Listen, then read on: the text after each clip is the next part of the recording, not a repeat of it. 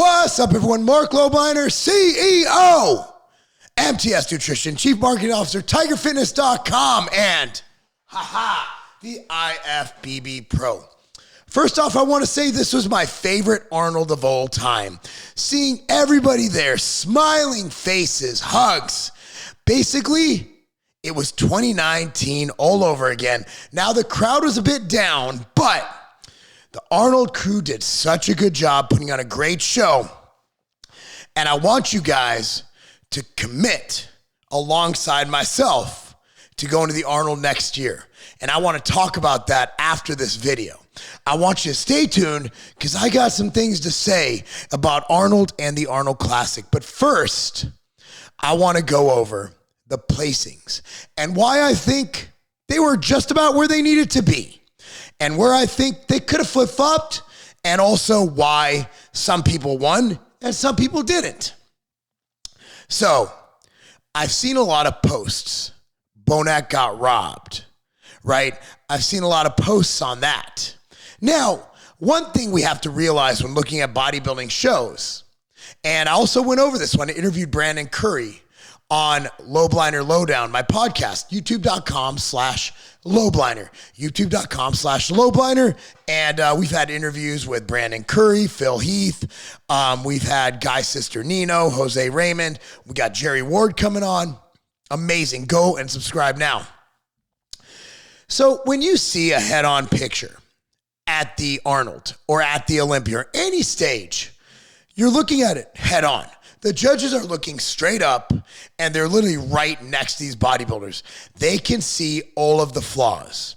In fact, when I looked at and zoomed in and dissected pictures, what I thought was a close win for Brandon Curry was still a close win, but it was a defined win. A win that I don't think I can even make a case for William winning that night, and it's not his fault.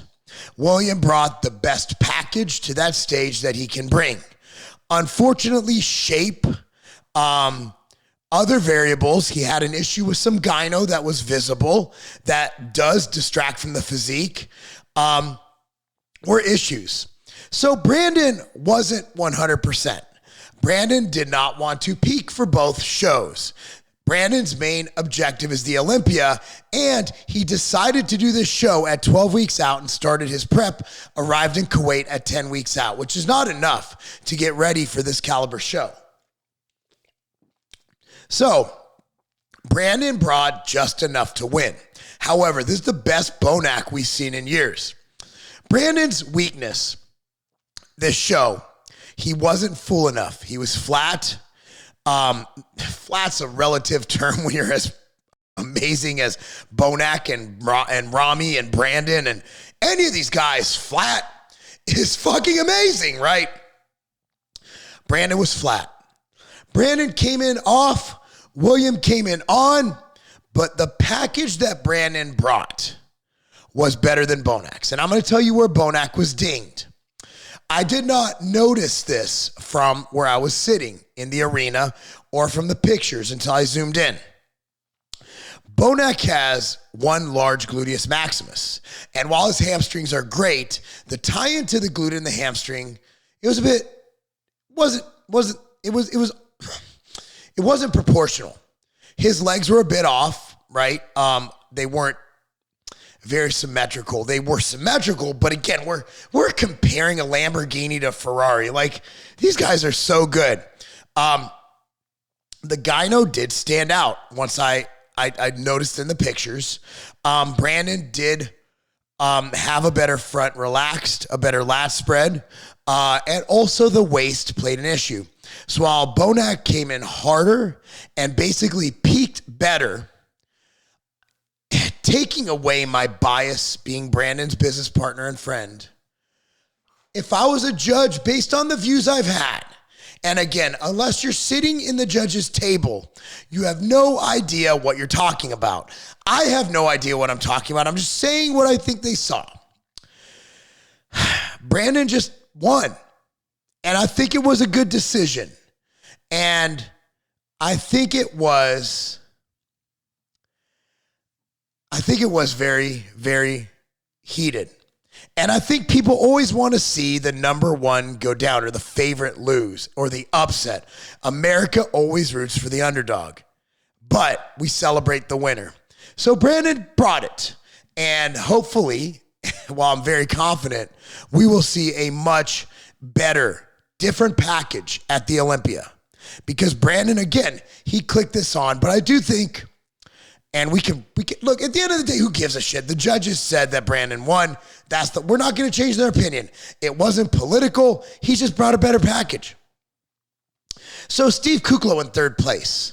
Wow. This was my favorite Kuklo ever.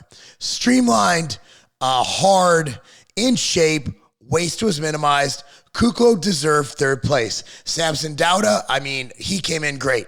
That was a shock because, frankly, I didn't know much about this guy.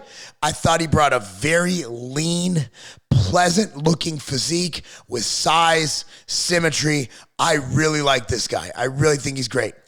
This is the one I thought could flip-flop with fourth. Justin Rodriguez. Justin Rodriguez looked amazing. He brought it, did his homework. I think him and Samson could have flipped, but man, both of those guys, fourth or fifth, very deserving. Again, I can make a little argument, but whatever. Who cares? Dude looked good. Justin is the future. Justin looks amazing. This kid's great. So this is the biggest disappointment. I actually had Brett Wilkin in third. He came in sixth. I think that we get caught up in the hype of the Instagrams and the filters and the Photoshops and all that. The best light, not saying he Photoshops at all, but the lighting and the angles and this and that. I think Brett Wilkin has structure, and I think in the next 5 years, if he keeps on this trajectory, he will be a top 3 contender at Arnold and Olympia. Right now, he's growing. I think he deserves sixth. I do. Reagan Grimes, he's a phenomenal bodybuilder. He gets better every time. He's grown into his physique. He just needs to fill out. He's a taller guy. He has beautiful muscle bellies. He has a great shape. I think he deserves seventh. I could have flipped him with Brett. I could have had him sixth. I actually did like his physique and his presentation better than Brett's. Not even mad at that. Not even mad at those. So eighth and ninth, Max Charles.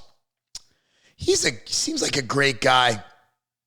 You know, he just seems like a good guy. His physique, for me, there's something about it that I'm not sure if he needs to get leaner. I'm not sure what it is. I can't put my finger on it. But to place anywhere and even qualify for the Arnold or be invited for all these big shows is absolutely astounding.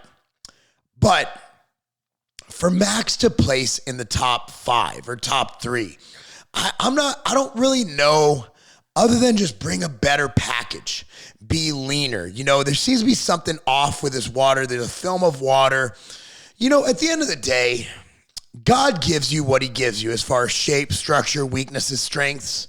All we could do is do our best to accentuate our strengths, minimize our weaknesses, and come in fucking shredded.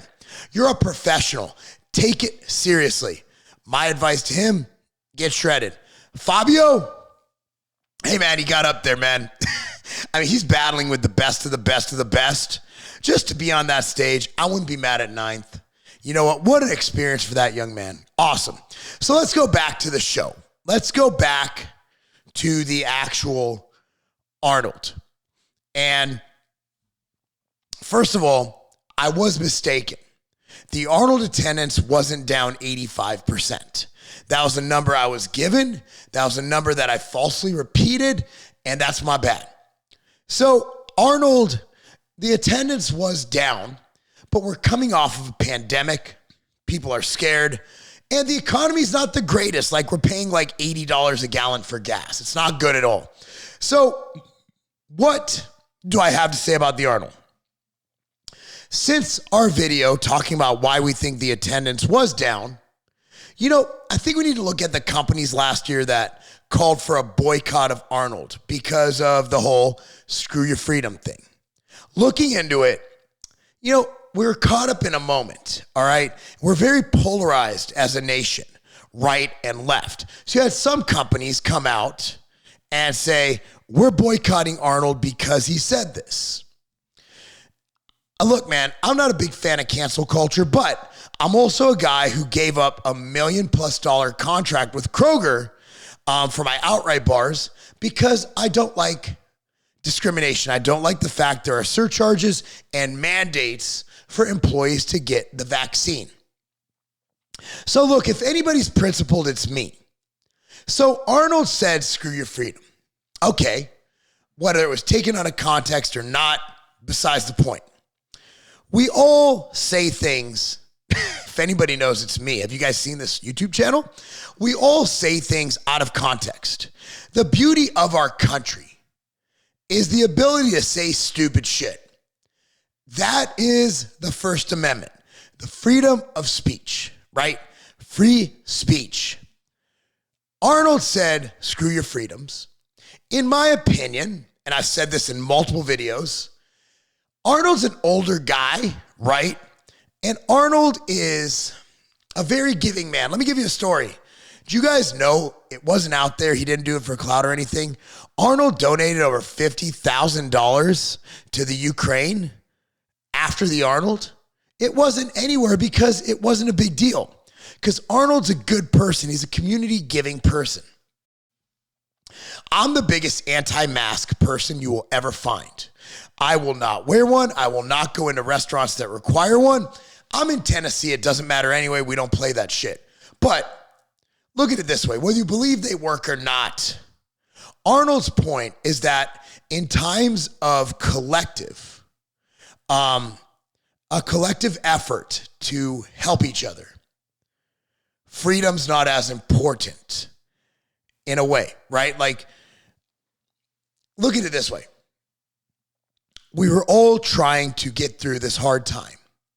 And in his opinion, I'm guessing, I'm projecting, looking at everything, we need to put the collective or the health of the collective above maybe a minor inconvenience. Whatever he's saying, I don't like masks. I don't want to wear them. My opinion is, hey, if you're afraid to be outside, you stay home. Okay. But the beauty of America, the beauty of this country is that we can disagree. I disagree with mask mandates. I disagree with lockdowns. I disagree with mandating vaccines. I hate all that shit. But what I do know is that the Arnold Classic brings millions of dollars to the city of Columbus, to the state of Ohio, gives athletes a chance to compete, gives Brandon, William, Steve, Samson, Justin, Brett, Regan, Max, and Fabio a chance to earn money and put food on their family's table.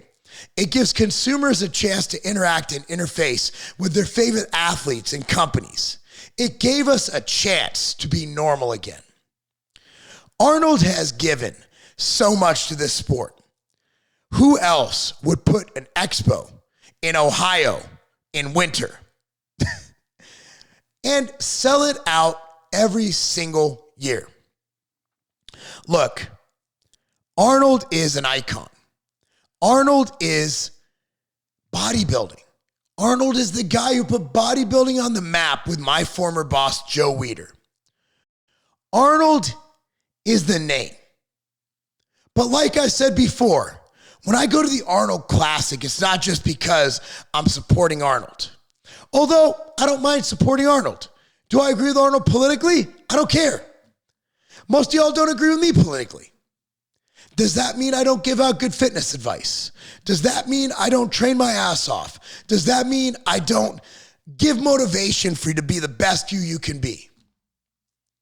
What it means is that we have the freedom to have differing opinions. And I'll tell you this. I've spoken to the people at the Arnold and I have an open mind. And I was very happy after the Arnold. If you follow me on Instagram, I was so happy. We got together. I got to interact with people. I was so happy to go to a show, sit shoulder to shoulder with people with nothing covering my face. Loved it. It was normalcy. It was what we needed. Arnold is not the guy that we should take our frustrations out on. Arnold is a guy who has motivated millions of people, millions and millions of people, to be the best them they can be. Arnold is a guy who, although he's made a ton of money, has done altruistic things. Arnold's been a governor. Arnold's been Mr. Olympia. Arnold is, regardless of how you feel about what he said. Let me just say this. I didn't know this. Arnold's already explained himself and apologized for that a couple times. What more do you want him to do? Look, like you, a lot of people come to me and they say, Mark, you know, I didn't like you, but then I met you at a trade show and I got to know you. And I realized you're actually a good dude. They could be lying. Maybe it's because I paid them. I don't know. But at the end of the day, here's the thing. When we see somebody outwardly, think about it. When Arnold does good things, we don't hear about it. We hear about his marriage issues. We hear about him slipping up and saying, screw your freedom. But I didn't even hear about the Ukraine thing. Dude donated cash. Boom. Sent it overseas. There's a man who gives to charity. And look, I implore you guys. I want you to dig down deep within and realize that America is about freedom, freedom of speech. But if you're a person like me, a person of faith, America is also about forgiveness. Because remember, America is built on Judeo-Christian principles. Forgive, whether he meant it or not. Obviously, we had a trade show with not a mask in sight. We all say stupid things. You can do a simple search on this YouTube channel and realize that I am the king of saying stupid things. But thankfully, a lot of people forgave me, and I'm still here. So, next year, I want to see all of you at the Arnold Classic. I'll be there. My squad will be there. And, hopefully Arnold gets this note, brings back the 212 division, and yours truly will be on that stage. Maybe I'm just doing this video so he'll get a 212 division so I can compete in it. Just kidding. Anyway, guys, thank you for watching. Let me know your comments below on two things. One, do you agree with the results the judges had? Two, will you forgive Arnold? And let's go for three. Can I expect to see you at the Arnold Classic next year? Anyway, guys, thanks for watching. Be sure to like this video, subscribe to this channel, tell your friends about it, click on the notification bell and buy all your supplements from tigerfitness.com. You know why? Because that's not a game. Look, bro, Ambrosia's Kinetic is back in stock. This is the only mushroom pre-workout on the market, and literally this is all you need. Don't need it. I just get mushrooms from the grocery store. The type of mushrooms that I'm talking about, you can't buy in the grocery store. You need a shaman. Nah, but seriously though, reishi, cordyceps, lion's mane, they do so many things. Antioxidants, not to mention the raw power that you're gonna get from the creatine. You're not gonna get this with that. I don't eat creatine. I just eat steak. So you'll need a few pounds of steak for the amount of creatine that we put in here. It's all right, bro. I like steak. Listen, man, the type of focus that you get from the ginseng, the neurofactor, the coffee bean, you're not getting that without Kinetic. I get all the energy I need from coffee. That's not enough caffeine. You're not going to get the same energy. For energy, I get white powder right here. You've lost your mind, but I still love you. Let's go train. I don't care what you're saying. We're taking Kinetic. This is all we need. Let's get out of here.